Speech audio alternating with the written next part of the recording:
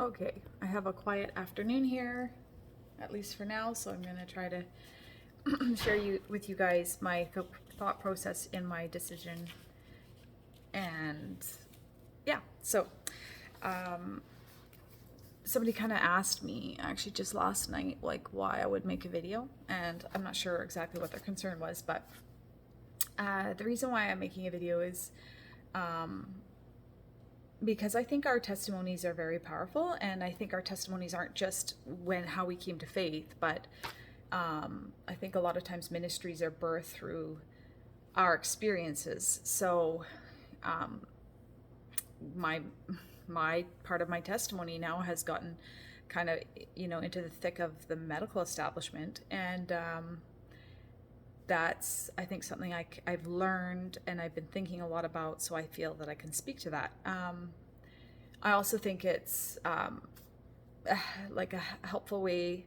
I could just have notes in a journal and stash that, and probably no one will ever look at it. But my hope is that we overcome Satan by the blood of Yeshua and the word of our testimony. I'm hoping it is very edifying to someone else, and it's a records for my own interest, because I studied things 20 years ago, and sometimes when they come up, I'm like, I know I made my mind up on that, but I can't always recall all the reasons why. So it's a record for myself, a record for my children. So there's kind of lots of reasons, but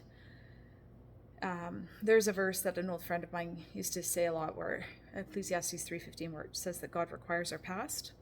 And I'm not 100% sure if that's like, the true intent or application of that verse, but of course God doesn't, require all that we are. Our entire lives are in his hands. So in my decision-making process too, I definitely believe it's a very personal decision. Somebody said it's almost impossible to answer that question when I inquire someone, but and I understand, that thinking, but I have invested in a lot of relationships, and who I sought out was people from all different, I assumed I would get different perspectives from these different people, but they all are very devout believers, and I think there's value in seeing different angles. So it says the wisdom in a multitude of counselors. Like, I don't think that I am like the end all be all know all things. So I think that as a body, we are very useful for one another. And I think it's a great labor and kindness to search things out. Search things out for other people. So yeah. And yeah, I think somebody else also kind of wondered what my motivations were. And what I can tell you is, from my experience, things that I believed and thought that I would produce under trial, like I hoped I would produce under trial. By the grace of God, I believe that has been what's come out of me, is faith. And no, I don't feel afraid of death at all. I'm not afraid of pain. There was actually a real sense, like I was as good as dead. My bowel perforated inside me, and I was on like a last leg in a lot of ways. And like if you had left me much longer, I would have been dead. So, and the truth of the matter is there was, if you isolated just me on my own, I actually, it sounds morbid, but I actually would have wanted to die, because to live is Christ and to die is gain. To be absent from the body is to be present with the Lord. And so for me, it would have brought relief from labor. However, I'm not isolated, and God has, his gifts and calling are irrevocable. He's put me at a post as a mother and as a wife and a friend and a daughter and a sister and many things, an auntie, right? And so I, more than relief for myself, I want to work for the kingdom. I want to labor and build God's house. So I I want to fulfill his role for me, and he has my days numbered. So that those aren't like contradictory thoughts, like to fight to stay here and to look forward to death all in one bundle. Those aren't, yeah. So I think there's no like conflict in having like more than one motive, that, and they could be good. And yeah, anyways, so that's kind of where I'm coming from. The conflict inside me is because I am zealous. Zeal for his house has consumed me. A lot of people might not even understand like what's the big deal about a Chinese hamster ovary. And I just want to be clear, because I'm not sure if I was in my last video, but I know that biologics have used embryonic cell lines, at least like based on the information I've seen, at points.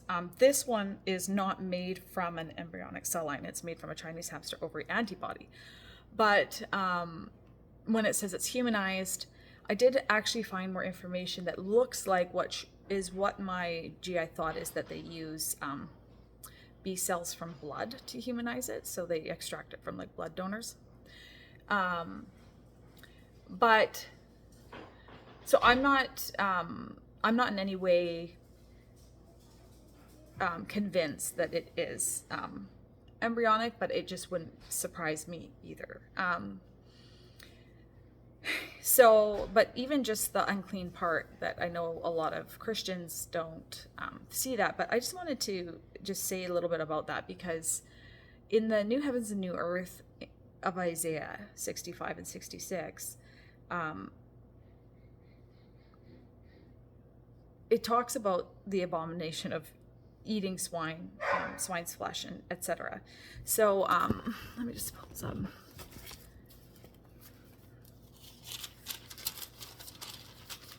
So yeah, 65. It says,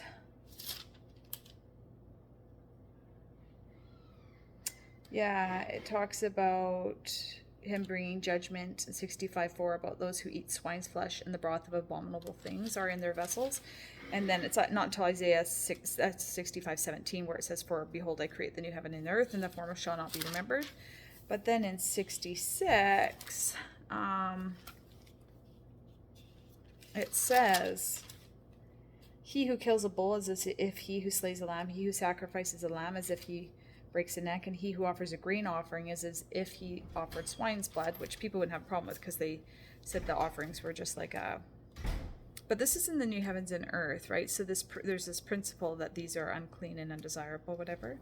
And then in verse 17, it says, those who sanctify themselves and purify themselves to go to the gardens after an idol in the midst, eating swine's flesh and the abomination of the mouse shall be consumed together, says Yahweh. And then 23, just touching on the Sabbath, even though it's off topic, it says, and it shall come to pass from one new moon to another, and from one Sabbath to another, that all flesh will come and worship me. So, these are kind of like in most Christians' paradigm, unless you're a full preterist, those are, even if you're a full preterist and you think we're in the new heaven and earth of Isaiah 65, or a very partial preterist, which some of them would think that too. It's still like, well, we're in that now, so these ideas apply. So just like isolating them to the law of Moses, it doesn't actually really hold up. And I probably will read Mark 7 a little bit later in this talk, but and even like, I think just to delight in the Psalms, like David did, delighting in the law of the Lord. It says it's perfect, it converts the soul. I love God's law, and if you want to see more about that, I actually did a little video for ladies. It's called, I think it was Law and Gospel, in my ladies Bible study playlist. But and so that's part of my motive too, right? Is just like preserving my temple and God's, God's temple in me. And when it comes to fear too, I just wanted to highlight, like, not fearing death, not fearing pain, but we do fear God. It's healthy to fear God. The scripture says that the fear of the Lord is clean, or that it's pure, and that it's enduring forever. So we are judged for every word and deed. So I think we're supposed to be very sober about our thoughts and behavior, and very intentional. Christians, I think, should be the most conscientious, and it's a very, like, obviously that's, we go from glory to glory, from faith to faith, and we grow in the knowledge of Christ, right? And in him is hidden all the treasures of knowledge and wisdom. So I think that takes time, but we want to become mature, and that takes work, and we're in a very distracted culture. So sacrifice, it's easy to kind of bypass the sufferings and sacrifices that we are called to participate in. Skin in the game, as they would say. So just to kind of like tell you guys a little bit more about how I got here, for those that don't know. The last my biggest trial that landed me the ostomy, I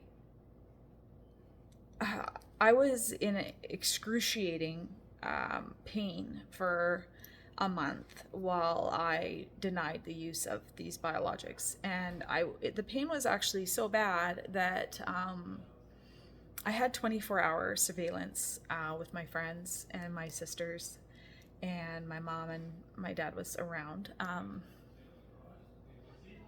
and they were aiding me and watching my kids, and I couldn't even wear clothes because it was too heavy on my body, and I lived in the bathtub. Pretty much nobody got to use much hot water because I was just counting down the time to get back in the hot water and stuff. I did use other things for pain, but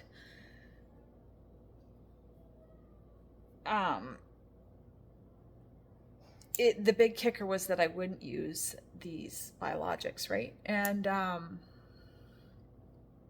now I'm back in like the same, it's not as aggressive as a decline, but it's like it's come full circle, right? And here I am.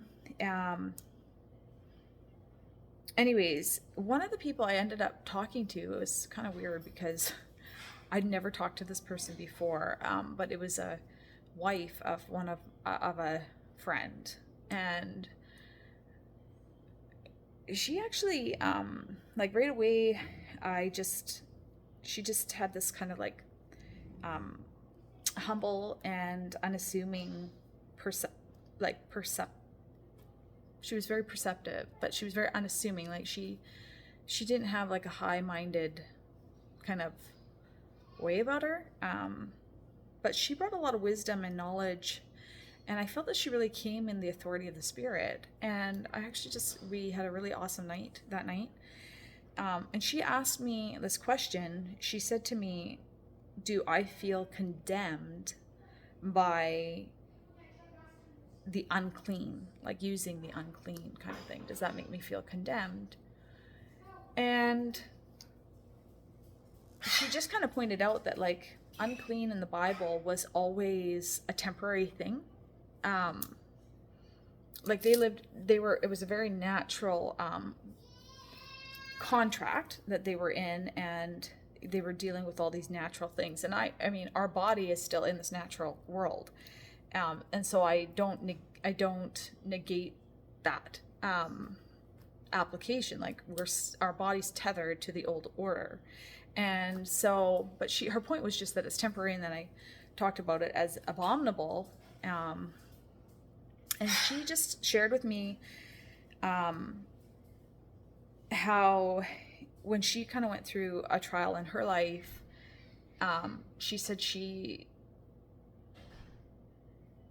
I guess because I answered her and I said yes. I said, yes, I do feel like, I guess, condemned, or like if I was to go and use that biologic, I was crying. I was actually start sobbing. I was saying this, like, yeah, I would cry so much putting that in my body. And because and she said she didn't have the honor or the privilege of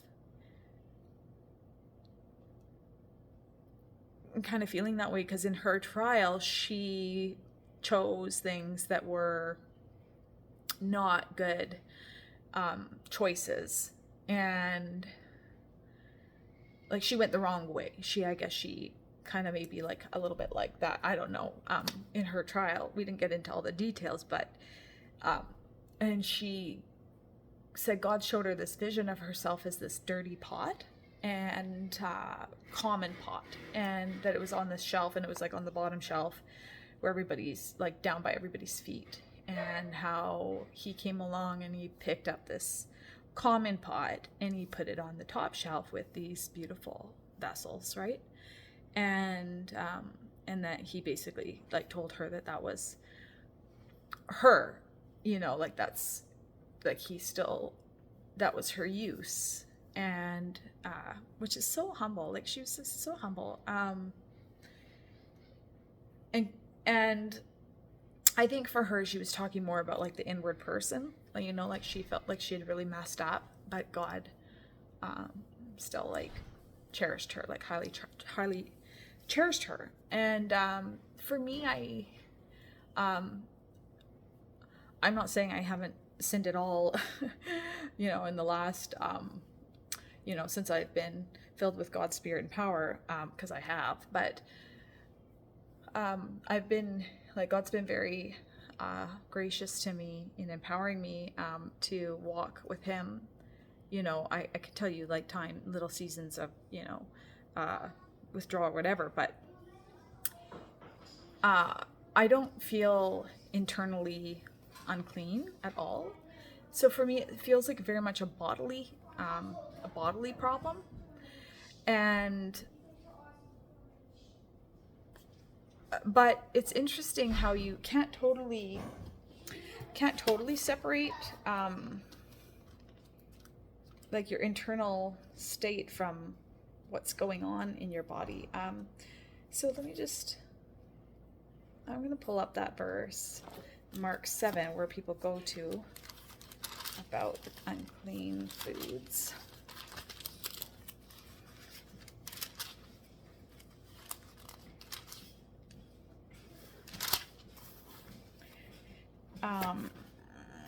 So it says I'll just read the whole thing. It says, then the Pharisees and some of the scribes came together to him, having come from Jerusalem. Now when they saw some of his disciples eat bread with defiled, that is, unwashed hands, they found fault. For the Pharisees and all the Jews do not eat unless they wash their hands in a special way, holding the tradition of the elders. When they came from the marketplace, they do not eat unless they wash.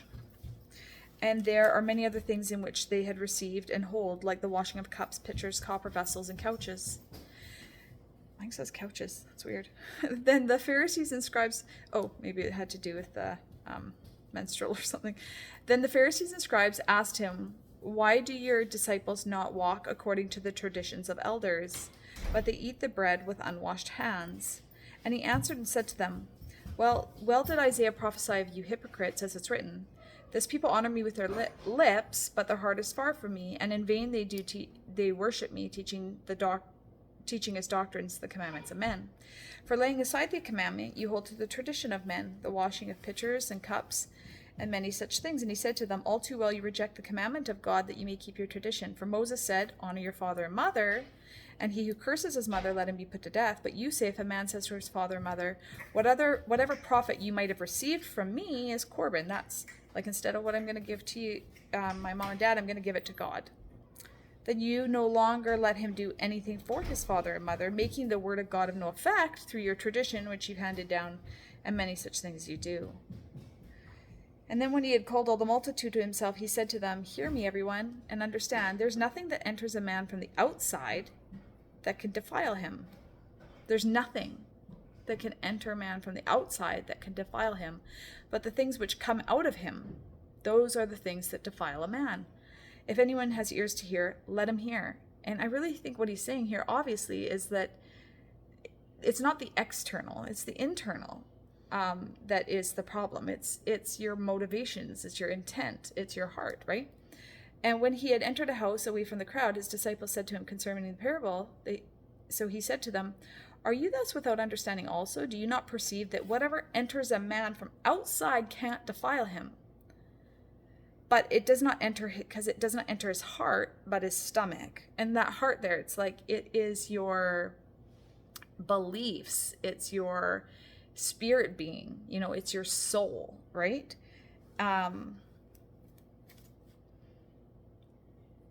But it enters his stomach, right? It enters his body, his bodily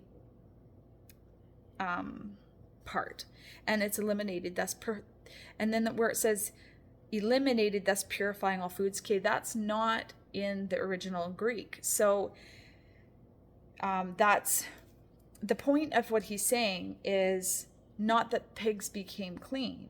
Okay, he's not saying that we can, we should live off of fluorescent pink lollipops.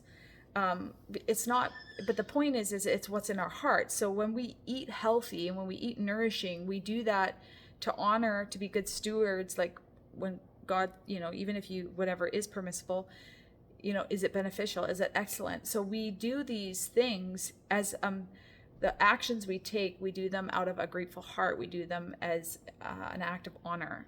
And, like where there's another passage where it says, he who destroys the temple, him will I destroy.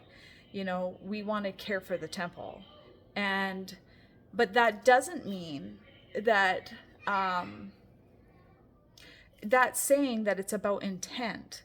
And so it's not in contradiction to saying that those things can't make us unclean, right? What could be unclean is our motive for eating garbage, but garbage itself can't make us unclean. And so even if I were to take a biologic medication, I don't believe that it is depending on the intent of taking that, just like the intent of anything you put in your mouth, I think that's what makes you unclean. It's always the intent, right? So I'm just saying that because, when she was talking to me about this pot coming from the bottom shelf to the top shelf, in the bodily realm, if I don't know what shelf I would be on, but, I would be moving down, in the bodily realm.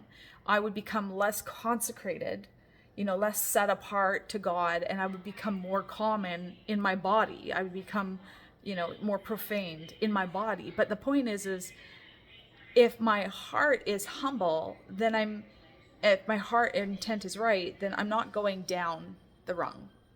What's all the noise? Where? Kids have something on?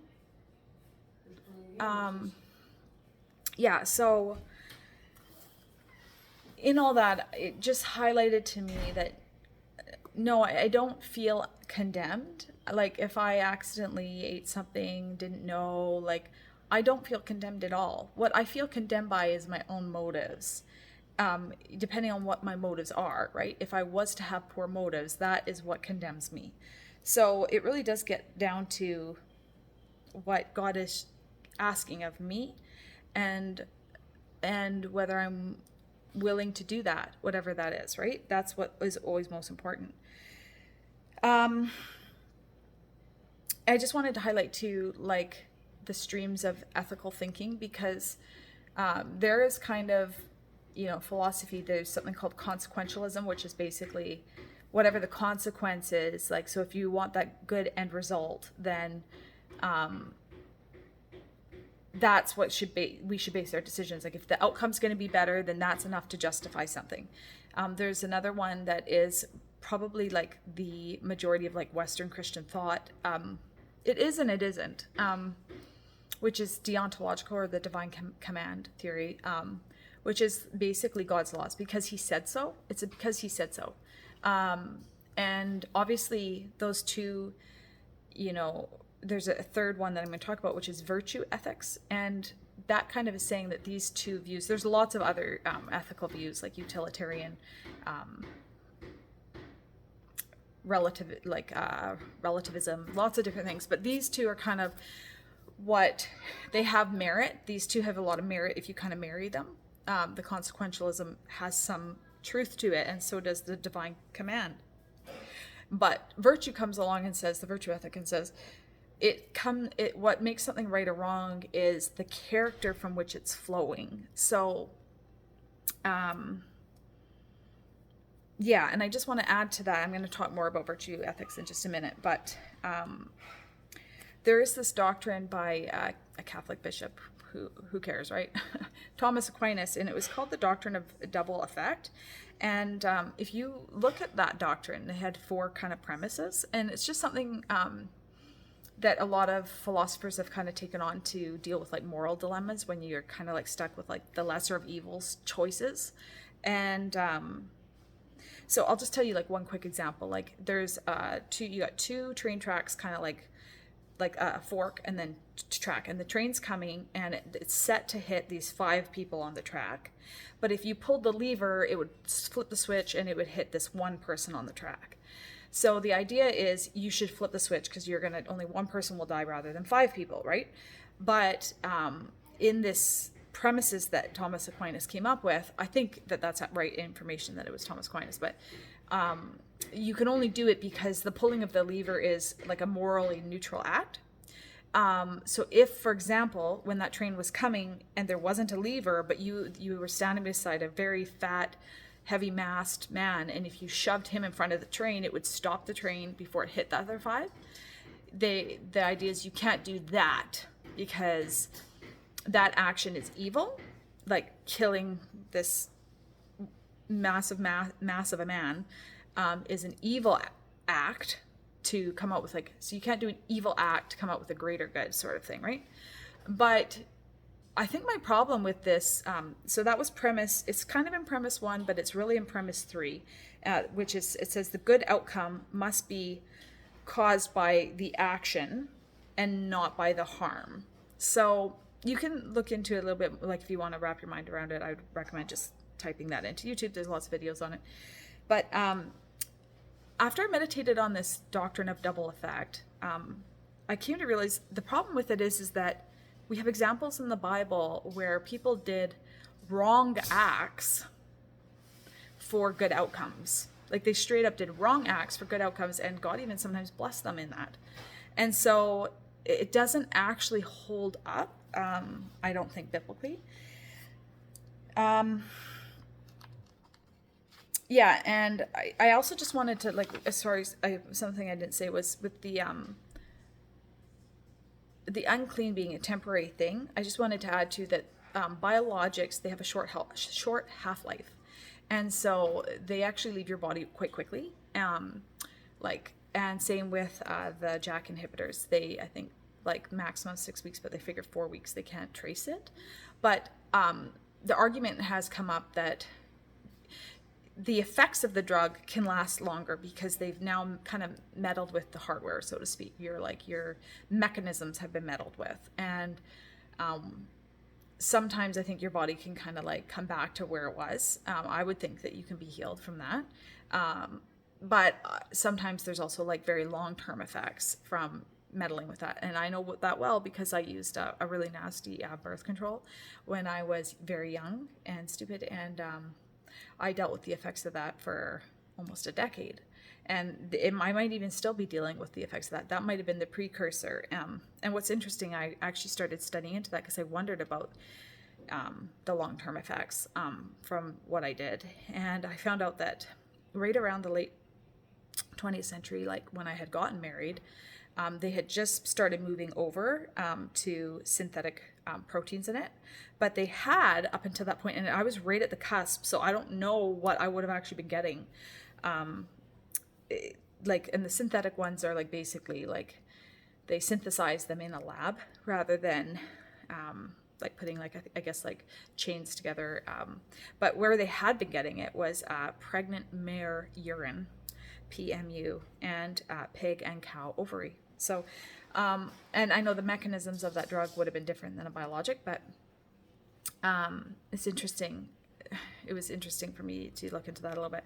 But the thing is I actually, they're also like major, like when I waited and ended up in a surgery, there's long-term effects from that because my liver was injured. We don't quite know why, but even for me to go do this shunt surgery now, I'm messing with, like, I'm rerouting blood around my liver that should be filtered. So I'm going to have unfiltered ammonia rich blood going through my body, and who knows what that does, like long term, right? So, you know, I'm just saying that, and also like people that have their rectum removed, there's also like I do think that doctors they can't predict the future because everybody's body reacts differently to medications. It could end up being worse, but I think that their approach of like the least invasive drug and then moving up to like, you have to try so many things before you even get a biologic, and you have to try the biologics, unless there's like, like you have a belief system or something that inhibits you, then they'll allow it. But then you move to the jack and then they do the surgery. And I actually do believe that that is the right mode of operation, because when you do a surgery, it's like an injury. It's like I think it's much easier for God, after your shelf life of a medication runs out and departs from your body, to heal that mechanism, like to heal the effect of that drug, like to kind of like reverse, the effects, than it is, like obviously God can do anything, but like I could wake up one morning and my ostomy could be gone and he could just, put it back together. But generally speaking, the normative is that, I don't know if you want to call it hardware versus software or something, but the injuries are very permanent. It's not like a mechanism that can be like retrained. It's not like, how you can retrain your mind, right? Like you might be firing this way, but you can start to fire that way. Well, it's a short of a miracle, surgeries and implants and all those things are going to be what they are. So, I do think that that is the right approach. Like the ethics of the drugs is a whole nother question, but moving from the least invasive to the most invasive, I think they have that in the right order. Yeah, so back to this virtue ethics and denying the doctrine of double effect. So like Tamar, she played the harlot. It could be said that she wasn't in adultery because she wasn't married, but it was certainly fornication. But some, because men were permitted more than one wife, it could be like they didn't cohabitate, but she became his wife or whatever. But they didn't actually come together in any marital way. I mean, they came together in some marital way, but the intent wasn't a marital way at all. So she played the harlot, which is doing an evil act, like in and of itself. If we're just talking divine command, that's an evil act, but she was justified in preserving that seed line. So there's one example. The Hebrew midwives, when they lied to save the Hebrew babies, God blessed them for that. It says God is a God that cannot lie, but there he was, and God blessed him. When David ate the showbread, he profaned the temple. And so I was just reading the account to make sure if I missed something, because I had it said like if it was like they were starving, and the reality is it doesn't say they were starving. And the priest that he asked for the showbread to, it was kind of interesting because he says, "Oh, well, I only have like the showbread, right? Basically, I only have like the consecrated bread." And then David says, "Well, it is common in and of itself, like because bread is just it's bread, dude. Like is basically what he's saying. Like, dude, it's bread. We need some bread." And then he says, "Well, have the men at least not been near women?" And he says, "Yes, for 3 days." So they had obviously been in contact, or like I don't know, it could have been longer than that or something. But I think it said yes for 3 days. Let me just pull that up again. I just actually read this. But where is it? For Samuel 21. But it's interesting that he's concerned, the priest is still concerned about, like, that they are, like, you know, kind of like in the most, like, integral, upstanding position possible.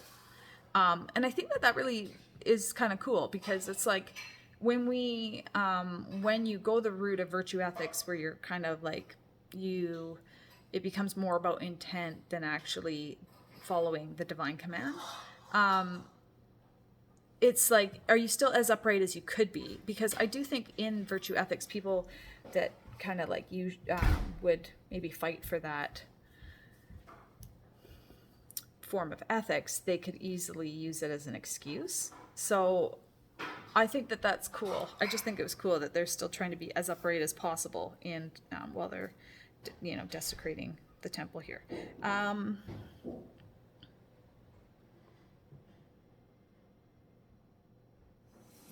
Yeah, it says truly women have been kept from us about 3 days since I came out. So I mean, it doesn't say, and we only have eaten, you know, like, but kind of seems like they're probably not starving, and which is interesting, because when somebody said yes for the sake of saving a life, well, the question is like, at what point, where do you draw that line? Like, I'm making a video, I'm not dying right now. Okay, I'm hemorrhaging, my hemoglobin's dropping. It's dropping a lot slower than it has in the past, but I'm not dying. So at what point then would I be doing something to save a life, right? And if you have other alternatives, do you have to, even if they're more invasive, do you have to exhaust those first, you know? But I would just say that I think more than like it has to be life or death, I think it has to be in the name of preserving life, you know? And I think that this is where it really does it gets personal, and it gets a bit into convictions. And I'm going to say a bit more about that, I think, later, but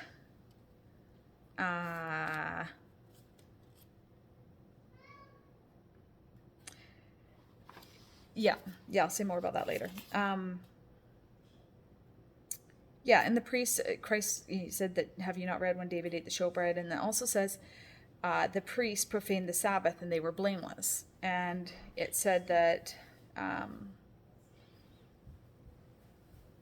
so then another question is not just about the desecration of the temple and virtue ethics, but is like the funding behind it, because these drugs are very expensive, like $4,000 a month. And so I'm now, if I was to use those, I'm funding like maybe an unethical practice in how they make them. And also, we don't know just, you know, the intent of the people making them. Like, I do think there's a lot of corruption in the medical establishment, but that's not to say everybody is, or that there's not any good intent in the creation of some drugs or whatever, right? So I can't really know that, because I don't know who's making what, and it's beyond my understanding, right?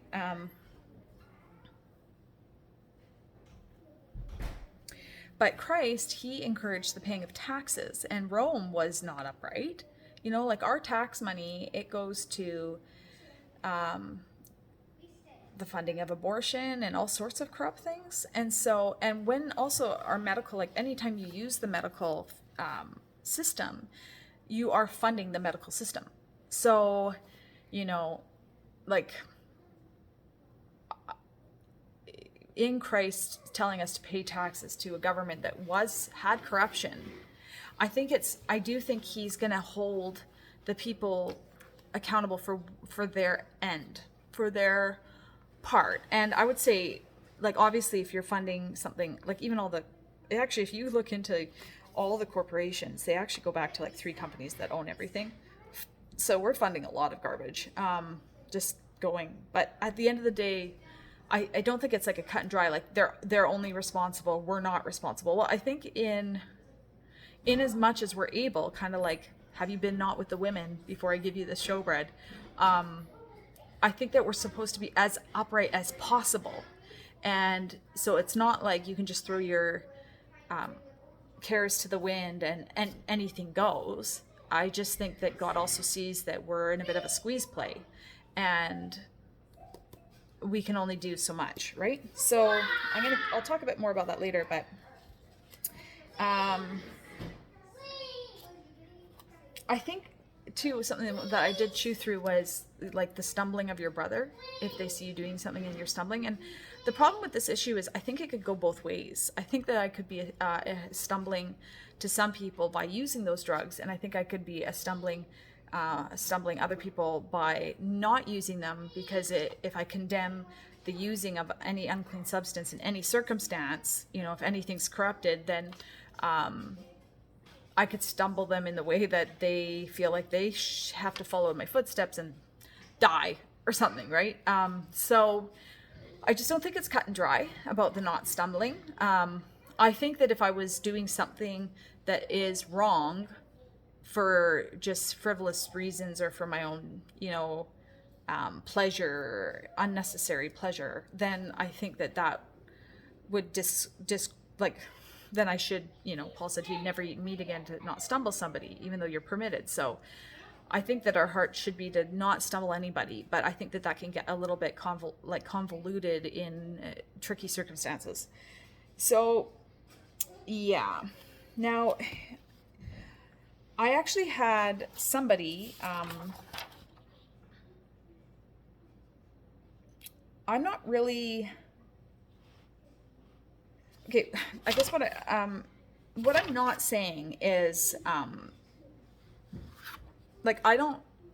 not condoning poor manufacturer standards. Like I said, I don't know everybody's motives up at that level, but I think that we as patients, informed consent is something that doctors are supposed to give us. But I think what happens in churches too, where I'll ask my pastor kind of idea, where now you don't have to think.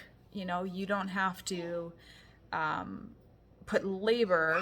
I think we're very mushy-minded, like mushier than we maybe had to be in the past, because I think we're kind of spoiled, and we've been very entertainment saturated.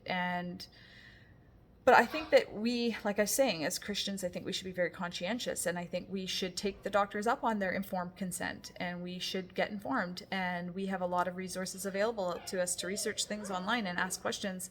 And at most times, medical isn't as urgent as people think it is. Like, you have time to consider your options and work through things. I'm not saying you should wait as long as I do, but I do think that we should make a stink and take a stand and put some pressure on medicinal technology to improve. I did see that a lot of biologics could be made with non-cell lines. I don't know all the ins and outs of, because there is one in particular I saw that is created with a non-live living cell line. So I don't know if it's just cheaper, or if there's certain ones that are harder to make like that and they haven't actually figured out the technology or what. But hopefully in advancements, they will kind of clean up the act.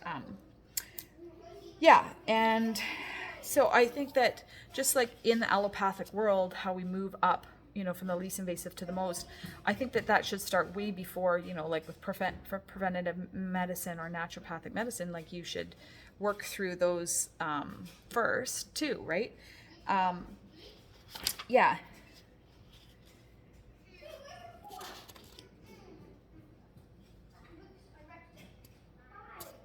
Okay. Now, in asking all of these people for counsel, I have to say, I think it's wise to do that, but I also have to just throw out the warning that you have to really guard your heart, because I'm actually really okay with people's differing perspectives, and if they can be open and honest with me, I just really appreciate that. But if you're in a vulnerable place and people say things to you and you don't feel equipped to deal with some of those judgments that people have, I just wanted to point out that I don't know if I'm everything about John Bevere, but he had this old sermon that he would preach called The Bait of Satan, which was about not holding an offense. And I just highly recommend that for anybody in any trial, because it's so easy to pick up offenses, and it's so unhelpful. So in the people that gave me counsel, I had one view come at me that was it was pretty, like, it was a more intense view. Like, this person was saying that they just wouldn't go to a doctor ever, and they weren't, like, they weren't projecting their judgment on me, but they were just saying they'd rather die, and I'm not at all like the health and wealth gospel person, but there's a guy named Mike Hesch. I think that's how you say it. It's Hoesch, I think. But he's on something called Healing Journeys Today. And if you go watch that story, it's a really cool story. He basically got this cancer, and it was like a very rare and lethal form of cancer, and they gave him a very grim prognosis. But he just felt in his heart that God was just going to heal him, and he was not going to use anything. Like, he was just gonna. So he stayed at home, and it was affecting like other organs and all sorts of problems. And it grew so big that he was like basically had this like massive mass, like a basketball, hanging from him, and he put it even in like a bra to hold it up.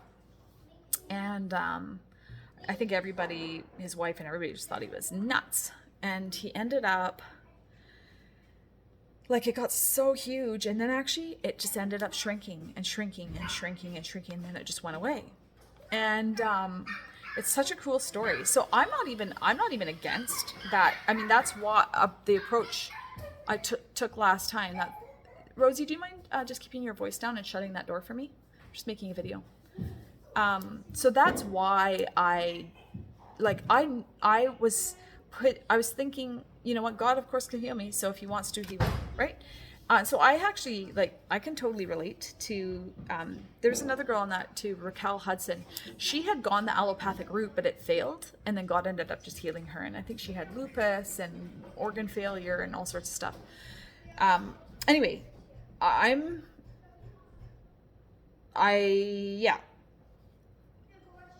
don't have a problem with that. I think the thing is I don't think God is like this, it's not like cut and dry and neat and tidy, genie in the bottle formula. I think each one of us have to get quiet with God and see what his direction is for us. And so, yeah. And then whatever will be, sometimes the medicine works, sometimes the medicine kills you, sometimes waiting on the healing works, sometimes waiting on the healing, you die. So, there's not really any formulation. I think, for me, a major thing has been trying to always walk in the path of peace, to pursue that path of peace. Seek peace and pursue it is what the scripture says, or the scripture, he will keep in perfect peace him whose mind is steadfast because he trusts in God. Now, I think the part that I take issue with is if in that view you believe that if you use any other means, then that's a lack of faith. And I think it is a false dichotomy, because I think people could,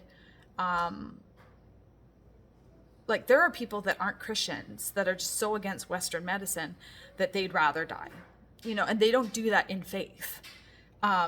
So I think I think that you could not use doctors and medicine and not be in faith. And I think people also use medicines and doctors, like that old story where there's the floods coming, and he ends up drowning, and he's says to God, why didn't you save me? And he said, I sent the boat, and I sent the helicopter, I sent some people see those things as God's deliverances, God's means for them to be delivered. So yeah, I think it's a false dichotomy to say it's either like miraculously God physician healing, or and that's the faith position, and the non-faith position is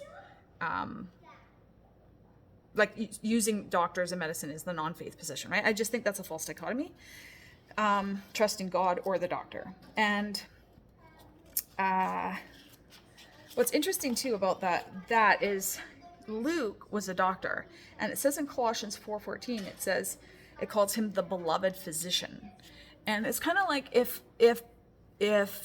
being a physician was wrong, like using physicians is wrong, and Luke is a physician, then it's almost like being an adult, like would they call him the beloved adulterer or the beloved, some kind of like, the beloved con man,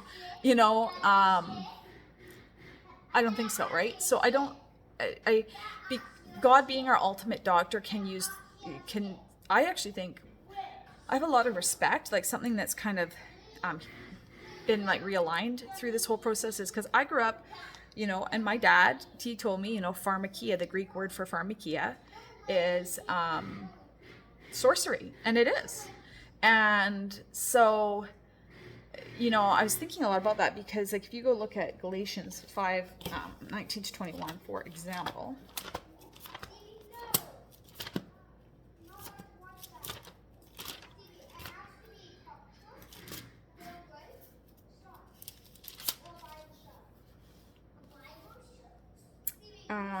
Now the works of the flesh are evident: adultery, fornication, uncleanness, lewdness, idolatry, sorcery, hatred, contention, dissension, heresy, envy, murder, drunkenness, revelry, and the like, which I tell you beforehand, I told you in past times, all who practice things will not inherit the kingdom.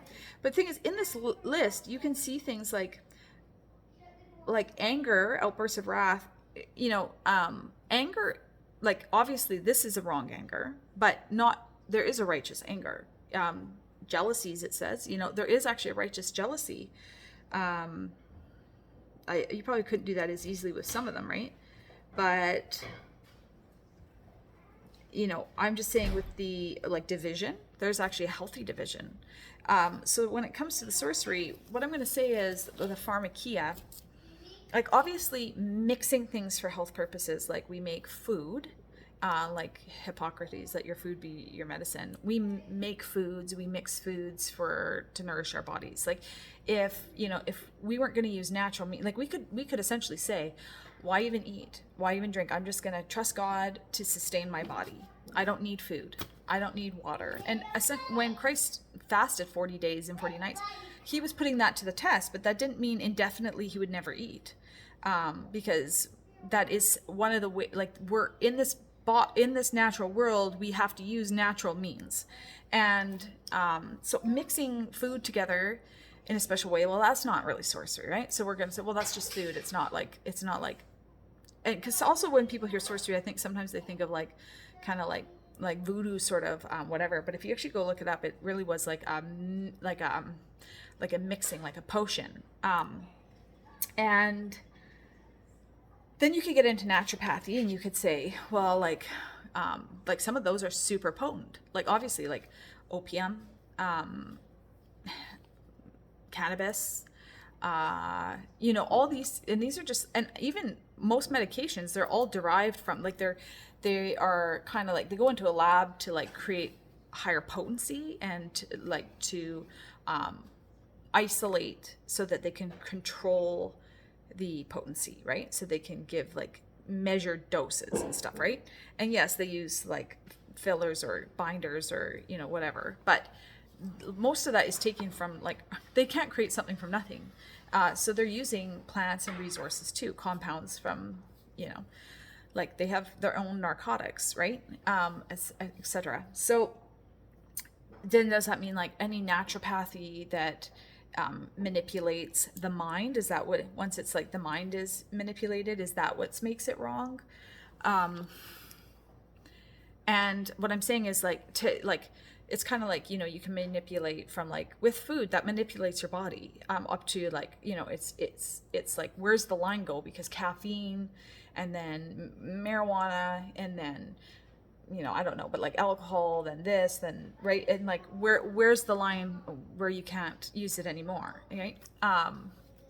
So in and of itself, I don't think mixing something's wrong. I think it gets down to the intent. And I think the sorcery component, the intent that is evil, is when, like date, rape, drug, when people try to drink the blue Kool-Aid.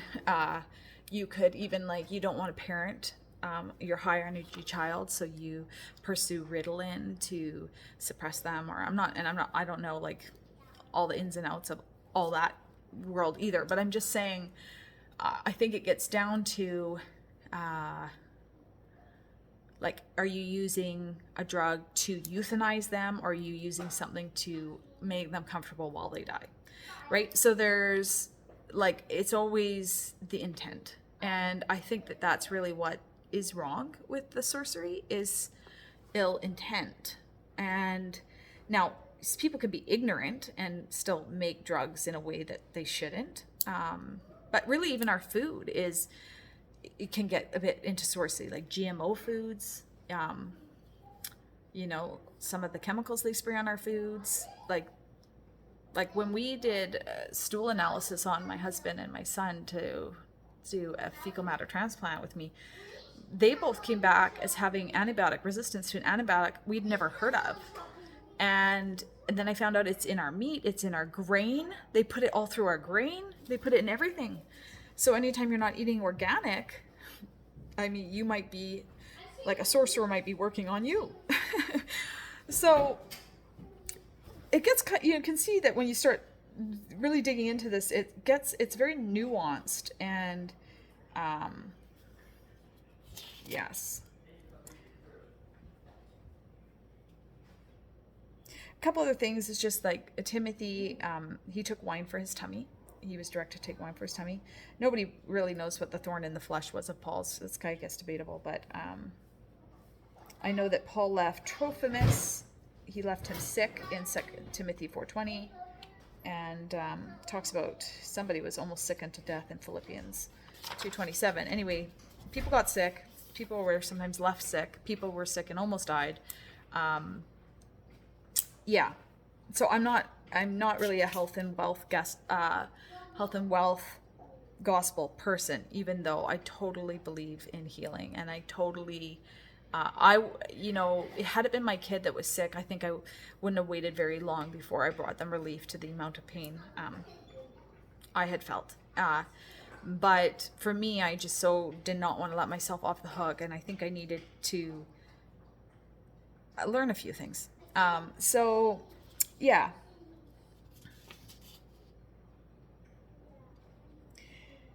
So, do I have peace in the decisions that are available to me? To be honest, I've meditated as if I was going through each of those decisions. I spent time meditating as if I went through each decision and searched my heart before God.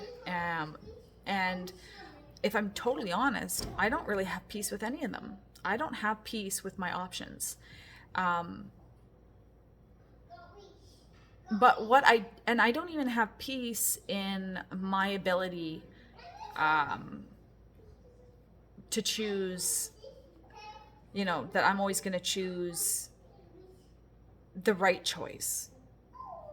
What I do have peace in is that I have peace in that my heart is in the right place. And I have peace that I serve a God who's merciful and kind, and that his judgments are good. And so I have peace in who he is. And that's where my peace is going to stay. So all of that to say, I think I'm going to cry a lot, but I am actually going to, I think I'm going to pursue the biologic, and then I don't know if I would use the JAK inhibitor or not, because it's shady, but I don't have any guarantees that the biologic is going to clear up my hemorrhaging. And so I might end up with my rectum removed anyway. And then I could feel like I was a total failure for doing the route I'm going to do. But God's I'm his child, and and he loves me, and I'm at peace with God. And so it's okay for me to cry my eyes out while I'm getting an injection. I don't think that Tamar enjoyed luring Judah. I don't think the midwives wanted to lie. I think that it should grieve us when we're stuck in moral predicaments. And I don't think that we have to wait until, like, if a perpetrator came into my house, do I have to wait until I know he's gonna do something horrible to my kids to try to fight him? Could I just pop him one? I'm not a pacifist. So yeah, like, does the cop I saw this live footage of a cop that, he had pulled a gun on whoever it was for whatever reason, told the guy to get his hands in the air, and the guy didn't, and he went all the way around the car to the front seat, and he was reaching down under his car seat, and the cop ends up shooting him. Does the cop have to wait until he turns around and gets shot? Right? And so I might not look like I'm at death's door yet, because I'm not, but in the name of preserving life, I'm still going to hope that I have had a positive effect with doctors and with people who hear my testimony and watch my learning process. So that's what I'm going to do. Okay, love you guys, bye.